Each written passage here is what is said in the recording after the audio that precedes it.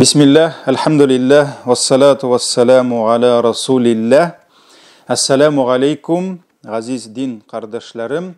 Rizıklarını kengeytу derslerin devam etemiz. Hem bugün bizning sıravımız, temamız dünya malı kimge rahmet, kimge hasret deb atalacak. Allah Teala Kur'an-ı Kerim'de Fatir suresinin 3. ayetinde ayta Ya eyyuhan nas ey kişiler uzkuru ni'metallahi aleykum Allah-u Teala'nın sizge bulgan hürmetlerin, nimetlerin isigizge düşürügüz, isigizde tutuguzdu. Hel min khaliqin gayrullahi yerzukukum minas semai vel ard.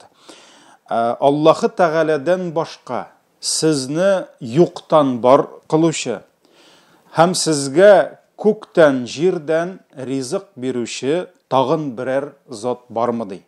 Shundan da muhtaram jamoat, Alloh Taala bizga so'rov bera. Allohdan boshqa bizni yo'qdan bor etuvchi, Allohdan boshqa bizga o'zining yerinden ham ko'klaridan rizq beruvchi zot bormidi? Albatta oyiq aql bilan o'ylab fikrlab qaragan kishi bila Allohning rizqidan boshqa rizq yo'q. Shunga ko'ra Alloh narsa dey, la ilaha illahu. Demak, g'ibodat qiluvda da Allohdan boshqa zot yo'q dey. Agarda Alloh qana bizni yo'qdan bor etdi ekan, agar Alloh qana bizga rizq bera, yomg'irin yog'dira, biz toptab yurgan tufraqdan turlidan turli iginin, jilagin, jemishin bera ekan, yashilchasin bera ekan, alaysa nigasin biz boshqa zotlarga tabınabız? Nega kishilar o'zlarini tabını g'ibodat qilish uchun boshqa zot izlaylar? Shunga ko'ra Alloh ayta, ondan boshqa yo'qday g'ibodatga loyiq bo'lgan zot fa anna tufakun, lakin ni uchun siz shu qadar adashdingiz dey. Ya'ni shu narsalarni bila turib, nega o'zingizga tabını uchun g'ibodat qilish uchun boshqa zot izlaysiz dey. Fatir surasi 3-oyat. Aziz do'stlarim, yishqina biz hazretlerge so'rov beralar. Niçin? Allah-u Teala rizqlandiruvchi ekan, ul o'zining rizqlarin, mol mulkatlarin xayrli kishilarga gina tugul, g'adilsiz bo'lgan, boshqalarni kimsitib, ranjitib yashay turgan yovuz kishilarga da bera, ham ali yishqinalarga ko'proq da bera deb aytalar. Ana bit alar zo'r yurtlarda yashaylar, zotli mashinalarda yurilar, ko'pmi kishini ranjitalar, Alloh hamon ularni oshata deb aytalar. Aziz do'stlarim, har kimning rizqi ul yaxshimi, nasharmi, ul bir Alloh qo'lida. Allah'ın rizqidan boshqa rizq yo'q. Shunga ko'ra biz darsimizni oyat bilan boshladik. Allohdan boshqa bizni yo'qdan bor etuvchi-da, oshatuvchi, ishirtuvchi-da yo'q. Hatto Allohning eng yomon, eng yovuz maxluq endi ul yo'qdan bor qilingan zot degan so'z, sozdание, tворение bo'la. Ul kim? Ul iblis. Shayton iblis. Onun rizqi kim qo'lida deysiz? Onun rizqida Alloh halita. Ibn Abbas radıyallahu anhu topshirgan hadisda Peygamberimiz sallallahu aleyhi ve sellem narsa dey? Kunlardan bir kunni iblis, shayton Alloh Taolaga murojaat etib aytdi dey. Ya Rabbim deb aytdi dey. Sen har maxluqingning rizqin ham turmushin belgilading. Aminim rizqim qoya deb aytdi dey.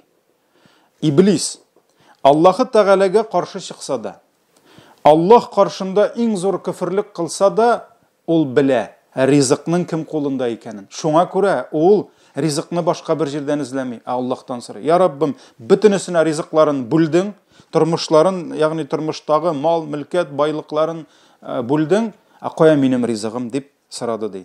Alloh narsa deb javob berdi dey. Payg'ambar sollallohu alayhi vasallam aytdi, Alloh aytdi dey. Menim ismim iska olinmay oshalgan rizq seniki bo'lar dey. Ya'ni agarda kishilarga bo'lingan shol rizq alarani bismillah aytmay oshasalar, ul rizqning barakati deb aytganda shaytonga indonga barakat yordam etmay, ya'ni ul rizq ul sening ulushing bo'lar deb aytdi dey. Bu hadis Abu Shayx Abu Nuaym al-Maqdisi rivoyatlarida kela. Ham biz sizning bilan nishig o'ylaymiz? Agarda bir kishiga keng etib dunyo berilsa, demak Alloh ul ayta, meni yaratadi. Ul shulay o'ylay. Әгәр дә икенче берәүнең бераз гына дөньясы кысылып китсә, ризыгы кимесә, ул тизрәк ни өчендер Аллаһ мине яратмый ди. Азиз дусларым, монда да сорауга җавап Коръәндә. Аллаһ Тәгалә Әл-Фәҗр сүрәсенең 15-нче, 16-нчы, 17-нче аятларында әйтә. فَأَمَّا الْإِنسَانُ إِذَا مَا ابْتَلَاهُ رَبُّهُ فَأَكْرَمَهُ وَنَعَّمَهُ فَيَقُولُ رَبِّي أَكْرَمَنِ. Әгәр дә Раббысы кешегә сынау буларак аңа үзенең юмартлыгын күрсәтсә, ягъни Аллаһ Тәгалә аңа юмарт итеп бирсә, وَنَعَّمَهُ үзенең нигъмәтләрен бирсә, ул нәрсә ди? فَيَقُولُ رَبِّي أَكْرَمَنِ.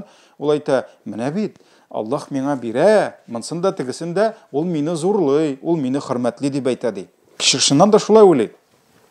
وَأَمَّا إِذَا مَا ابْتَلَاهُ فَقَدَرَ عَلَيْهِ رِزْقَهُ. Ләкин әгәр Аллаһ сынау буларак, дөньяда һәрбер әйбер сынау.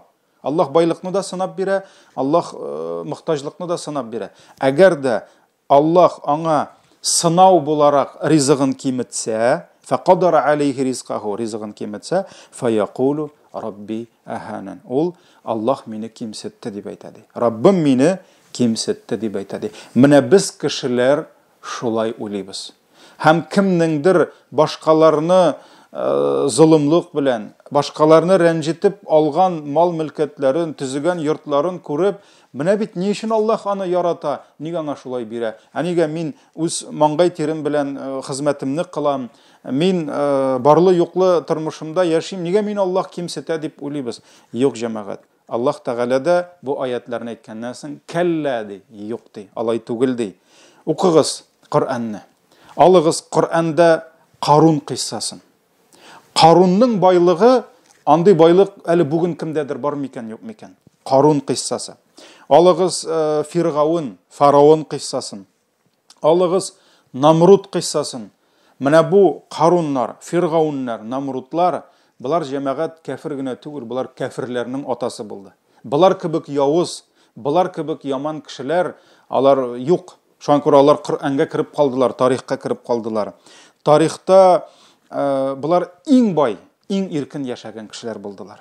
Аллаһ Тәгалә әллә Карунны яраттымы? Юк, Аллаһ Карунны яратмады, аны җир йотты. Әллә үзен мин сезнең бөек илаһыгыз дип үзенә күпме кешеләрне табындырган Фиргавунны Аллаһ яраттымы? Юк, ул аны диңгезгә батырды, дөньяда да, кабердә дә, ахирәттә дә газап көтә дип вәгъдә итте. Әллә Аллаһ үзенең яраткан дусты Ибраһимның күпме канын ишкән, күпме эзәрлекләгән, газаплаган, утка аткан Намрудны яраттымы? Юк, Аллаһ аларның берсен дә яратмады. Әмма ләкин аларга Аллаһ тәкъдирләрендә язылган мал-мөлкәтләрен, байлыкларын, патшалыкларын бирде. Шул ук вакытта, әйдәгез кайтабыз, Аллаһ Тәгаләнең иң яраткан мәхлугы. Аллаһ Тәгаләнең иң бөек мәхлугы, хәтта Җәбраил фәрештәдән дә бөек. Аллаһның гарышын күтәреп торучы бөек фәрештәләрдән дә бөек. Аллаһның гарышыннан да бөек булган мәхлугы сөйкле пәйгамбәребез Мөхәммәд алейһиссалату вассалам. Ул нинди байлыкларда йөзде? Ул нинди ризыкларда яшады? Айша радиллаһу анха хатыны әйтүенчә, сөйкле пәйгамбәребез 2 көн рәттән туйганча арыш ипиен ашый алмады. 2 көн рәттән. Сөйкле пәйгамбәребезнең өенә Гомар ибн Хаттаб килеп кергәч елады.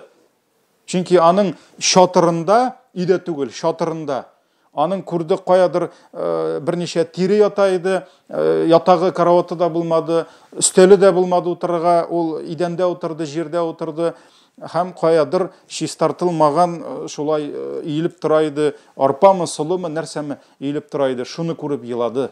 Елады Пәйгамбәрбез саллаллаһу алейһи ва сәлләмнең нинди тормышта яшәвен күреп. Шуңа күрә Аллаһ Тәгалә берәүгә бу дөньяны күп итеп бирә икән, бу моны Аллаһ ярата икән, яки киресенчә кемнеңдер дөньясын киметә икән, Аллаһ моны яратмый дигән әйбер ул зур хата. Җәмәгать, еш кына без фикер йөрткәндә бик сай йөзәбез, хикмәт күп вакытта ул тирәндәрәк һәм эчтәрәк булып чыга. Ризык мәсьәләсенә килгәндә, мөселман кешесе бер зур кагыйдәне белергә, аңларга һәм бер кашанда онытмаска тиеш. Аллаһ Тәгалә кемгәдер үзенең мал-мөлкәтеннән өлеш чыгарып, ул кешене бәхетле, ул кешене дәрәҗәле итә. Әмма икенче берәүгә шушы байлыкларны, шушы мал-мөлкәтләрне аны бәхетле итү өчен түгел, бәлки кимсетү өчен, хурлыкка төшерү өчен һәм хәсрәт итеп бирә. Шул ук ризык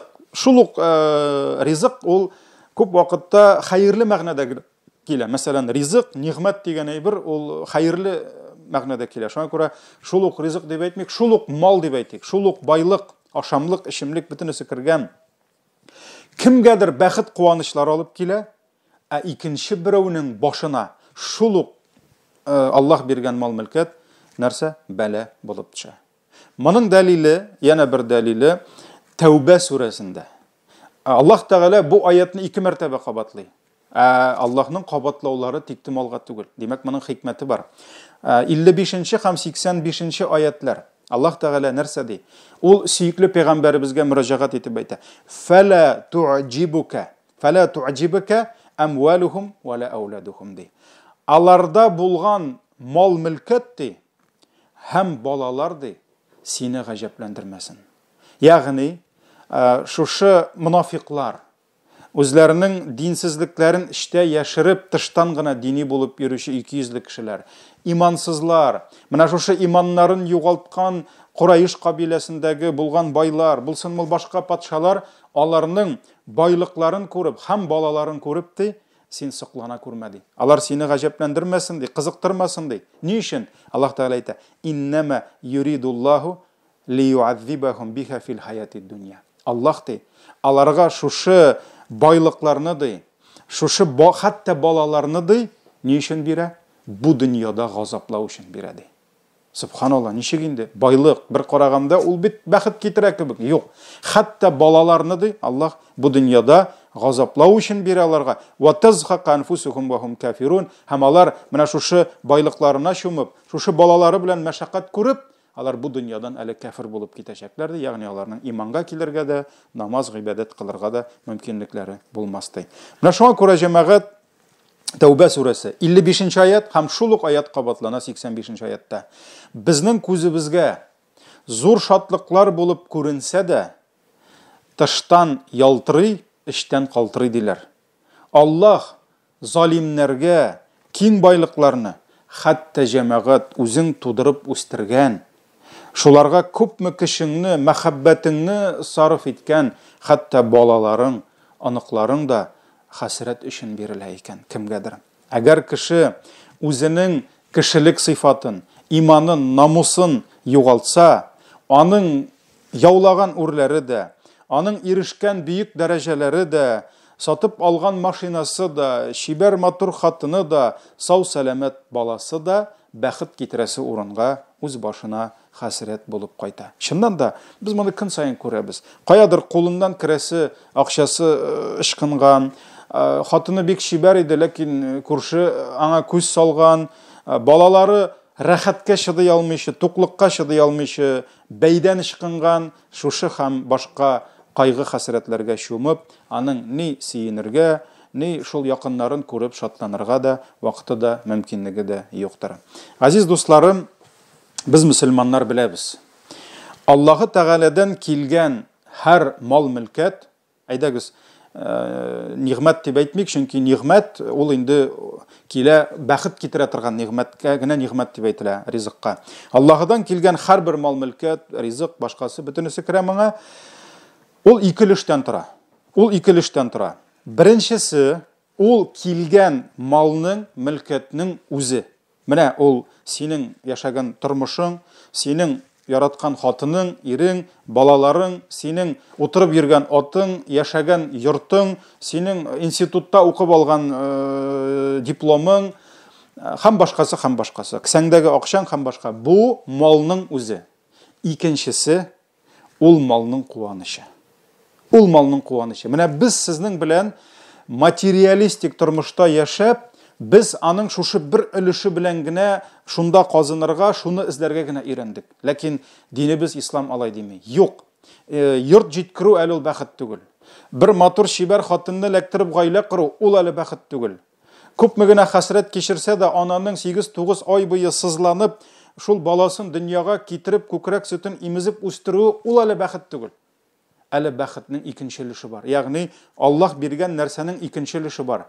Менә бу әйберне онытырга ярамый. Ул аның икенче өлеше, шушы нәрсәнең куанышы, аның бәрәкәте дип атала. Менә безгә динебез ничек аңларга өйрәтә. Әйе кардәшләрем, әгәр дә ашаган ризыгыңның, эчкән суыңның, тапкан малыңның менә шушы бәрәкәте, әбиләр әйткәндәй, бәхет ярмасы булмаса, ул ризык синең корсагыңны тутырыр.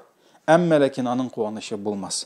Бәрәкәт дигәне ул бөтен нәрсәдә кирәк. Ризыкта да, мал-мөлкәттә дә, хатында да, ирнең дә бәрәкәте кирәк, баланың да бәрәкәте кирәк. Аллаһ Тәгалә күпме бала кешеләрнең балаларының бәрәкәтен алып, аларга тауфиктан, хайырлы тормыштан аларны тайпылдыра, адаштыра, шулай бит. Синең салган йортыңның да бәрәкәте булмаса, ул йортыңда иминлек булмаячак. Хәтта ятып йоклаган ятагыңның да, йокыңның да бәрәкәте кирәк. Тоткан дәрәҗәңнең дә, алган эш хакыңның да, туплаган белемең, алган дипломыңның да һәр нәрсәнең бәрәкәте кирәк. Хәтта сөйләгән сүзеңнең дә бәрәкәте булмаса, ул башкаларга үтми. Шуңа күрә җәмәгать бүген без шундый заманада яшибез. Материал яктан, ягъни матди яктан безнең күп җирдә байлык, күп җирдә муллык. Бигрәк тә без яшәгән җирлектә, әлхәмдүлилләh, тырышкан бөтен кешегә бар, бөтенесе бүген проблема түгел. Ләкин җәмәгать бүген күпме мал, күпме байлык ияләре зур йортларны төзеп, шуларда яшәп, әмма шул йортларның куанычларын тыймыйлар. Төнләрен рәхәтләнеп йоклый алмыйлар. Абуен да алыштырып карыйлар, система вентиляциясын да ясап карыйлар. Юк, матрасым дөрес түгел дип ятагын да яңарталар. Ләкин җәмәгать эш анда түгел. Эш анда түгел. Аллаһ Тәгалә ни өчендер аның йортыннан, аның ятагыннан, тормышыннан бәрәкәтен алган. Бөтен әйбер шул килеш, бөтенесе урында, ләкин куанышы юк, шатлыгы юк. Шулай шул. Тырышсаң йортны да салып була. Елга, күл буйларында гына түгел, диңгез, океан буйларында да, ләкин йорт эчендәге тынычлык күпме генә акчаң булса да, ул акчага сатылмый. Аллаһ Тәгалә йорттагы, гаиләдәге тынычлык, адәм баласының күңел тынычлыгын ул акчага сатып алып булмый. Ул сатылмый җәмәгать. Әгәр дә тәмле төшләр, менә шушы гаиләдәге тынычлык, әти-әни белән балалар арасындагы менә шушы яхшы, җылы мөнәсәбәт ул акчага сатылса, җәмәгать, мал-мөлкәт ияләре бөтен акчаларын бирерләр иде. Әгәр дә акчалары җитмәсә, банктан барып кредит сорарлар иде, ләкин җәмәгать юк. Аллаһ Тәгалә менә бу әйберне акчага бирмәй. Әйе, әллә нинди явыз кешегә дә, Фиргавун, Намруд, Карунга да тәкъдирендә язылган ризыгын биреп бетерде. Соңгы локмасын ашамыйча берсе дә китмәде. Ләкин җәмәгать Аллаһ бәрәкәтен бирмәде. Шуңа күрә бүген дә бик күп кешеләргә Аллаһ күпме язган бирә.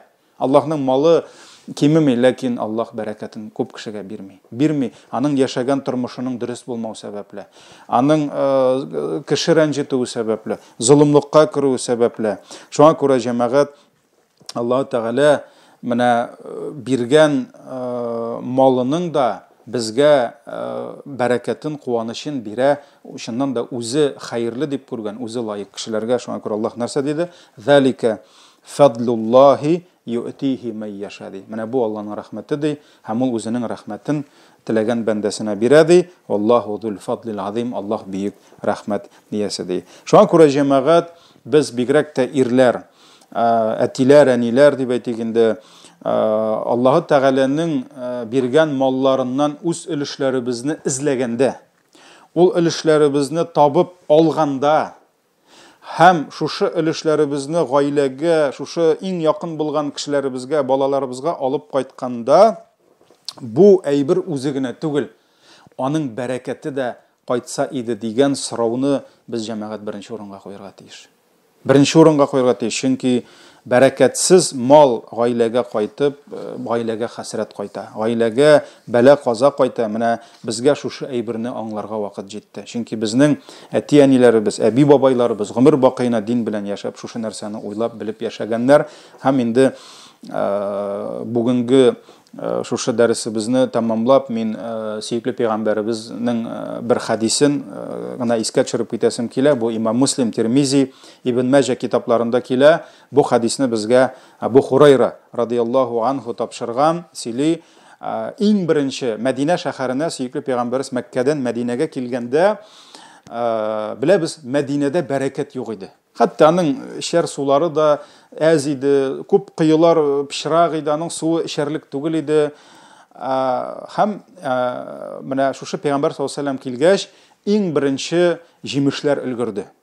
Һәм шушы җимешләрне җыеп, кешеләр килделәр сөйкле Пәйгамбәребез каршына. Һәм аңа күчтәнәш итеп шушы җимешләрне китерделәр дә, ул шушы җимешләр өчен шушы халыкка дуа кылды.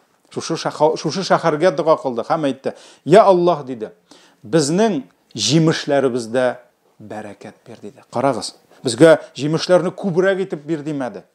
Безгә мал-мөлкәтне арттыр димәде. Шулай бит, кыюлардагы суларны да чистарт дип әйтмәде. Менә нәрсә диде? Безгә биргән җимешләребездә бәрәкәт бир, диде. Безнең шәһәребезгә бәрәкәт бир, диде. Бәрәкәт килсә, җимеше дә арта, суы да чистара җәмәгать. Бәрәкәт сүз эчендә бөтенесе ята. Безнең саг һәм муддәләребездә бәрәкәт бир, диде. Саг Пәйгамбәрбез вакытында муддә инде кушыш булса, саг ул инде 4 кушыш, ягъни үлчәмлек берәмлек иде. Хәзерге килограммнар кебек. Шуларның бәрәкәтен бир, диде. Һәм карагыз. Я Аллаһ, Ибраһим пәйгамбәр синең кылың булды. Синең яраткан дустың булды. Чөнки Ибраһимнең бер исеме Халилур Рахман дибез. Аллаһның яраткан дусты. Синең яраткан дустың булды һәм синең пәйгамбәрең булды, ди. Ул Мәккә өчен дуа кылды, ди. Карагыз. Пәйгамбәр саллаллаһу алейһи ва саллям Ибраһимне искә алды дуа кылганда, һәм Ибраһимнең дуасы белән ничә мең ел инде Пәйгамбәребезнең көненә кадәр, аннан соң әле тагын 1000 ел Мәккә бәрәкәттә яши. Ягъни Мәккәдә бәрәкәт бар, Мәдинәдә әле юк иде. Шуңа күрә Ибраһимнең дуасын искә алды. Мәккә бәрәкәттә яши, диде. Мин дә ул Мәккә өчен дуа кылган кебек, мин дә шушы Мәдинә шәһәре өчен дуа кылам. Бу Мәдинәгә бәрәкәт бир һәм тагын әле бер өлеш арттырып өстәп тә бир, дип Пәйгамбәр саллаллаһу алейһи ва саллям дуа кылды һәм Аллаһ Пәйгамбәребезнең дуасы белән Мәдинәгә бәрәкәт бирде.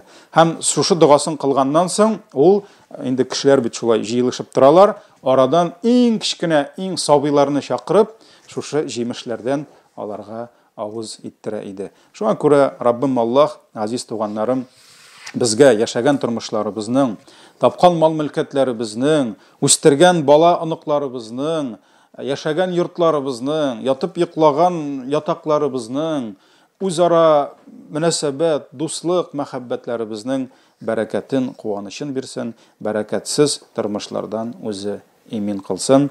Исән имин булыгыз. Ва саллиллахумма ала набiyina Мухаммад ва ала алихи ва асхабихи аҗмагин. Ассаламу алейкум ва рахматуллахи ва баракатух.